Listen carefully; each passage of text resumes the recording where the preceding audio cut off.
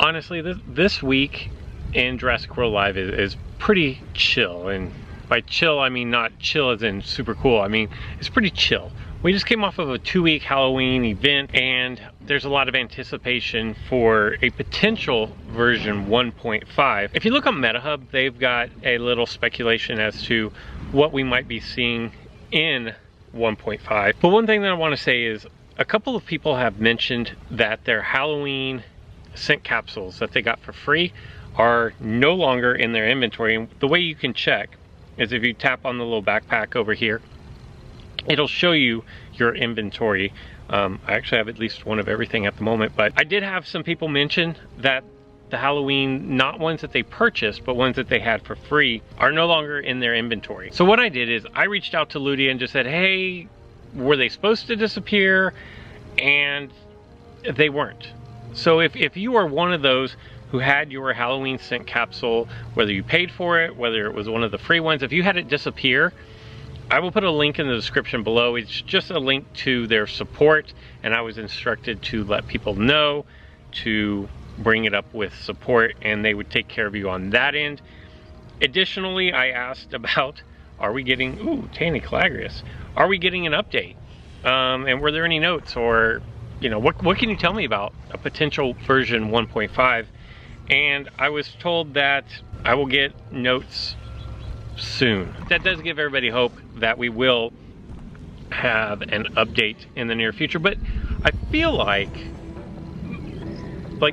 beside most people just are ready for an update, I feel like we kind of knew that an update was coming. They have hinted twice now at the fact that Dimetrodon Gen 2 and Monolophosaurus Gen 2, which were spawning more frequently because they create a new legendary dinosaur as 2 common dinosaurs, that they were going to be, basically the information says, get them while they're there before the cooler winds or cooler weather, something to that effect, brings a migration. I will say there are 5 rare type dinosaurs available. You have, what is that, the Diplocalis, either Gen 1 or Gen 2, the Kulasuchus, the Proceratosaurus, I believe is what that dinosaur is, Tujangosaurus and Wuersaurus.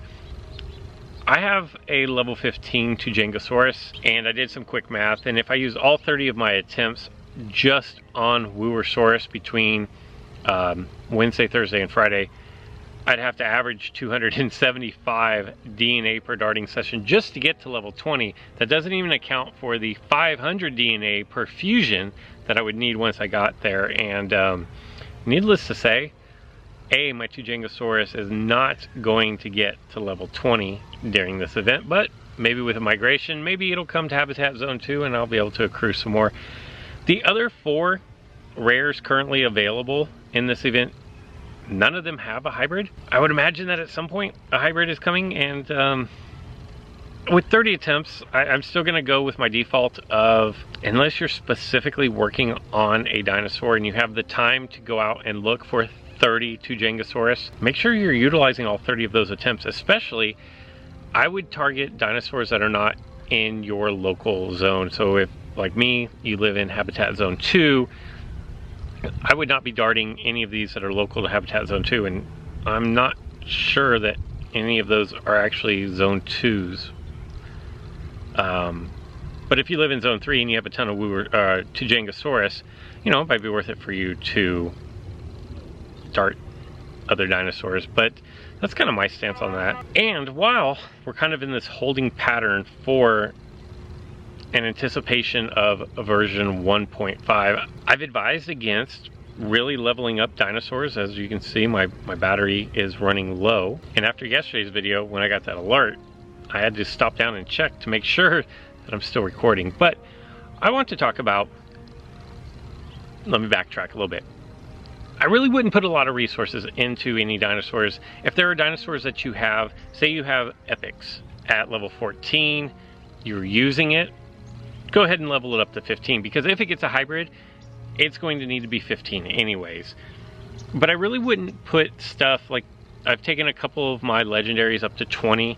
If they get a hybrid, they're going to need to be 20 anyways.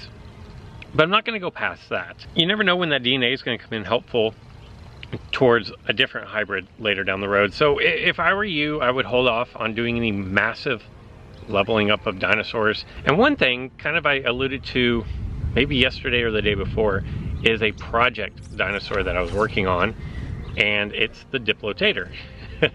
So Diplotator is, what is this? This is Diplocalus, not Gen 2, and Irritator Gen 2. Two common dinosaurs form this rare.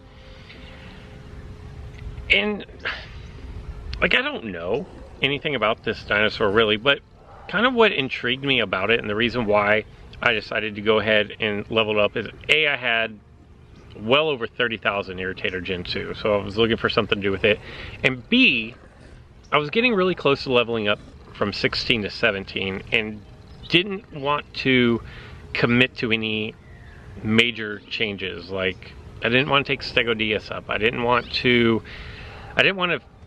upgrade other dinosaurs past the level that they're at, because I feel like a lot of my dinosaurs right now are at a good point where if they get a hybrid, I'm able to act on it now. So I didn't want to take the chance of over leveling, but I did want to level up into 17 because now I get more DNA per dart. And the reason why I chose Diplotator here is because it's got a ferocious strike, which is going to self-buff. It's going to do 50 plus % damage for 3 turns, and it's only going to do 1 times damage, so it's going to do 1.5 times damage, which isn't a lot. I mean, it's 747 currently, but it also has a distracting strike, which is going to lower your opponent's damage, so it actually makes your damage more valuable, if that makes sense. And it has a defense shattering rampage and defense shattering strike, which is going to help you bust through some shields. There's a lot of dinosaurs right now that you can come up against that are going to have shields. If this dinosaur had nullification, it would be even better, but you know, you have like Tragodistus, Stegodilus, both have shields. Another dinosaur that I run into quite frequently is Raja and Kylosaurus that can put up a shield as well. So it has some value. And basically, I just wanted to see, was it any good? I leveled it up to my team level. This is the team I'm running currently. I actually just added Monomimus back in here, but I've got an open incubator, and so kind of wanted to test this out. Hopefully I get Diplotator in my strike team here, and I'm still learning how to use it. See if I even get it. No. So I'm going to start off with my Stegodilus. I'm still learning how to use it, and there have been times when I have found it to be extremely beneficial and extremely helpful, just because of the shield destruction possibility. So they call Monomimus Dodge-stridge for a reason. Hopefully I don't run into, maybe I should have done Cleansing Impact here. I'm just happy anytime I can hit through the shield. The dodging. MetaHub did a how-to guide how to take on Monomimus, and if in their guide it doesn't say hit through evasive stance 3 times, then it's a junk guide. Actually, you can never actually plan on hitting through that 3 times. That's that would be pretty ridiculous. But if you are struggling with Monomimus, definitely go check out their guide. I've actually read it. It's a really good guide. What do I do here? So my opponent used the minimal stunning strike instead of the slowing impact. I think I'm just gonna go for the most damage possible. I could have gone with Thagomizer. I could have put up a shield. At the end of the day, I just kind of wanted to do the most damage that I could do. And now I'm going to swap out and bring out my Raja and Kylosaurus. There's a truck coming, so it might get loud here for just a second, because I wanted to get the counter attack damage in. So now I'm up 2 to none. That's really nice, and especially with my Indoraptor in my back pocket, I feel pretty good. I'm gonna take a little bit of a bump here, but not nearly as bad as it would have been. Luckily, I had my instant invincibility.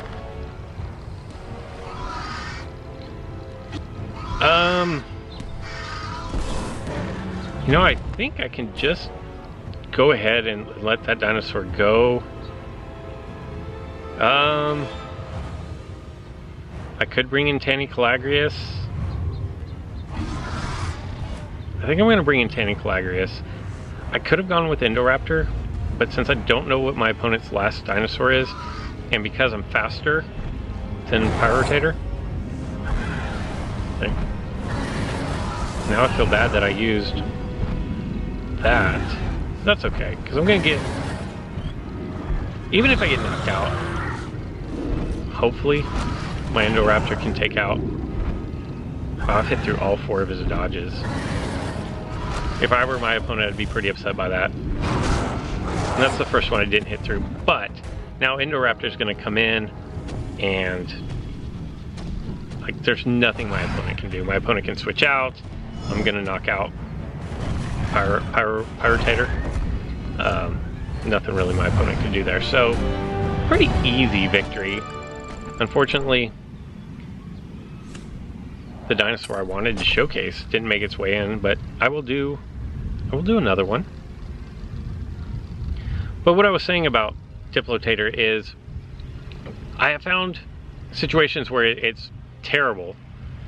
I definitely, if you wanted to level that one up, if you're at a point in the game where you just have a lot of DNA for those 2 common dinosaurs, the Diplocalus and the Irritator Gen 2, and you can make a strong Diplotator, you know, it could be helpful and beneficial for you in the arena, especially if you can get it at team level or even higher than team level. Leading with it is not a good idea. You kind of want to bring that dinosaur in when you can set the matchups, especially if you can bring it in and get a setup where basically your dinosaur gets knocked out, but not before making your opponent's dinosaur really weak, and then you can bring in Diplotator to get the ferocious impact, ferocious strike, the self buff move charged up. That's a good time to use it.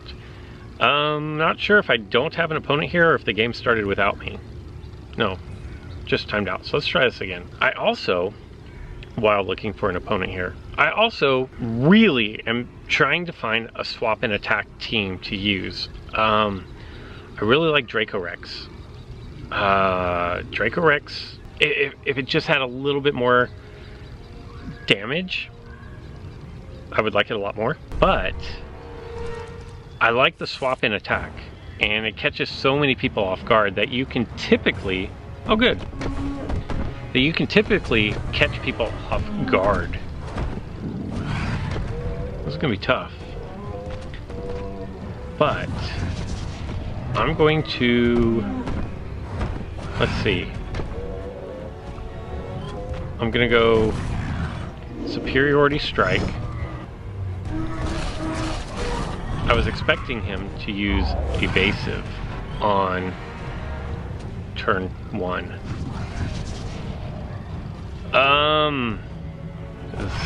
He's gonna do Cleansing Impact. I think I just go for the most damage possible. And was it just me, or did the game give away the fact that I wasn't gonna hit through my opponent? Notice how my opponent's, I want to see this.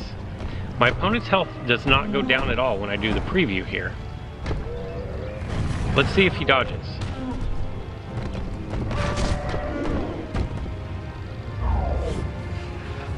How about that?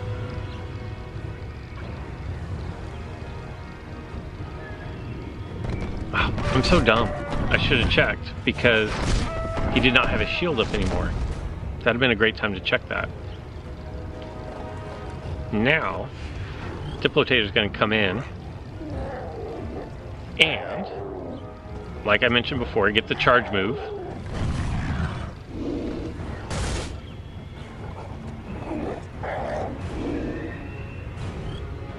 Missed again. Very unfortunate.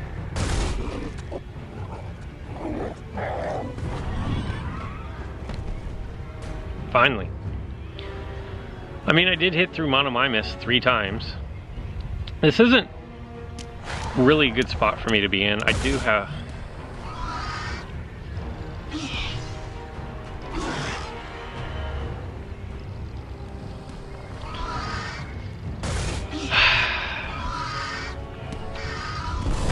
I hate Utah Sinoraptor.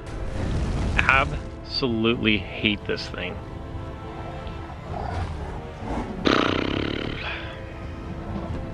I want to say if my opponent has Utah Sinoraptor in their strike team, I want to say my win percentage is less than 5%.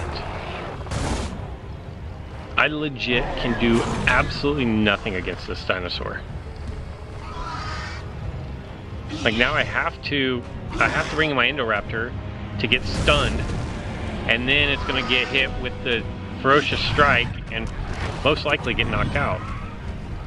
Wow, that was really interesting. I wonder why he didn't use his instant charge.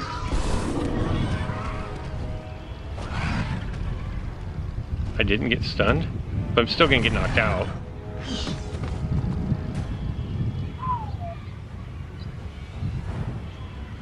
Alright, well, there's still a chance. Pyritator. He has to... I have to dodge, and then I'm going to do Cleansing Impact here. I don't think I have any more dodges left, though. He's definitely doing more than 1100 damage.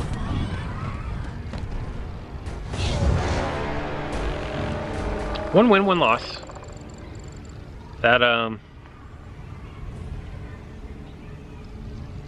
maybe should have won that. I don't remember what he opened with, but I think I maybe played my Stegodeus wrong. So here we go. The tiebreaker. And we get the Diplotator in there again. I'm actually, because like Monomimus is, it's really a good opener.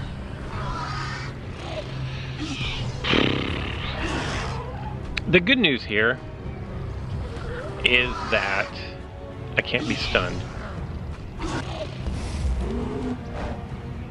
So he switches out. But at least I know that Utah Sinoraptor's in the back pocket there.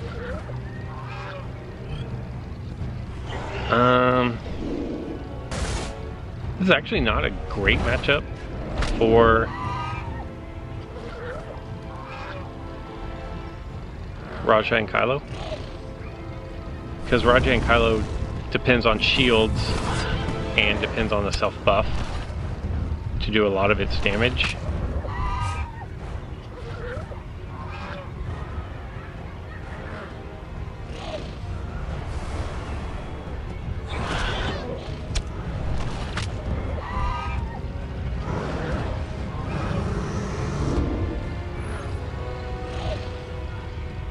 Okay. Oh boy. I think I'm just going to keep removing shields. If that's going to prevent... Ouch. I'm going to get knocked out here. But bringing my Diplotator, I'm going to get the free charge up.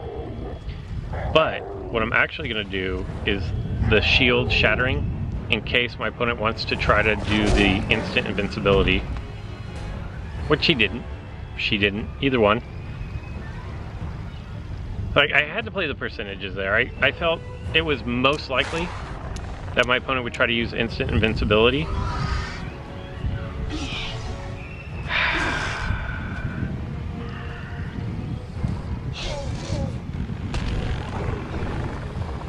God, I hate Utah Sinoraptor.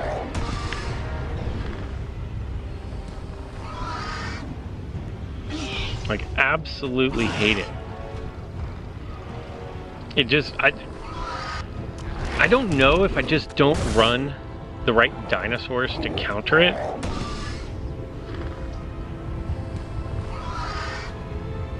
Like, I don't know. I get caught in the instant charge cycle where I get stunned, I get knocked out, they get an attack in. Like, so I'm gonna get knocked out here, and then he's gonna get one attack in, and then have instant charge ready to go again. Luckily for me, I have Tanicolagrius, which I really hope that the number worked there, and it did. Fly. And then go away, fly. I know, I look crazy. I look like I'm just swatting at the air, but there's a fly that's like right here and in my ear.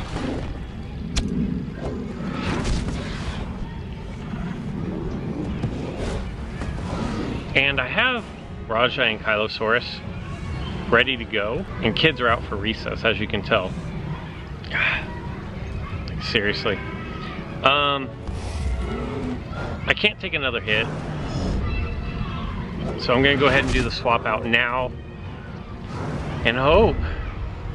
I think my opponent still has another dinosaur in the back, and if so, I don't think I have enough firepower to take it out. I don't know what the fourth dinosaur my opponent has is, but a crit here would be a win.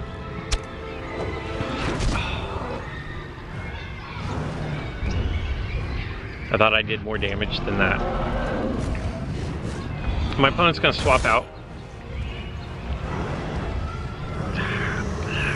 Bugs. Did get my shield up.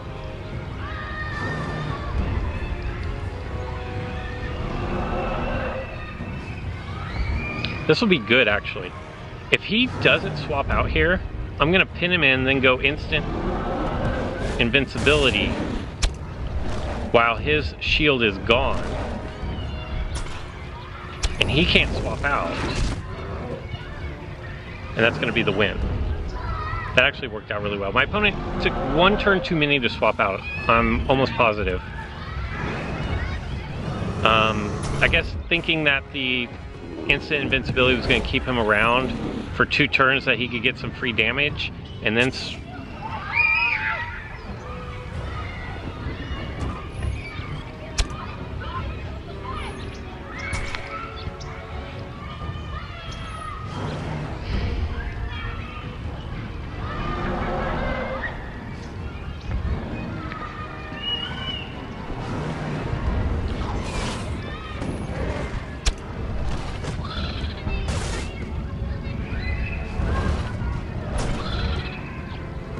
unbelievable.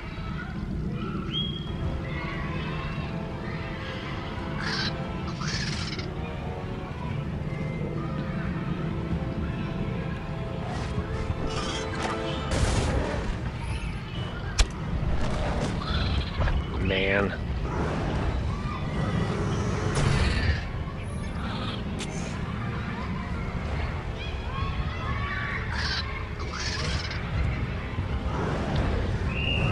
Well, if I go crit now, not with 30% armor.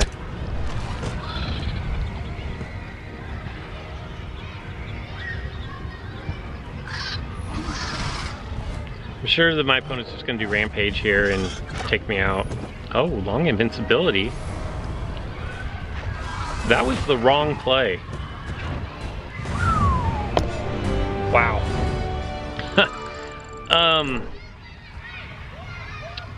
Misplays on both sides? I'm sure I misplayed because I always do, but I actually thought that I had that one set up and then I got stunned. I think maybe my opponent misplayed at the end there. So anyway, that's Diplotator. I think it's got some nice uses. I think maybe it does too much and nothing great, but it does shatter defenses. So if you are finding yourself up against a lot of shield dinosaurs, it's a good one to go against. Let me know what you guys think of Diplotator. Does it try to do too much of everything and doesn't do anything well enough? Or does it have a really nice niche that you can actually find a place for on your team? Let me know in the comments below. That's all I've got for today. So until next time.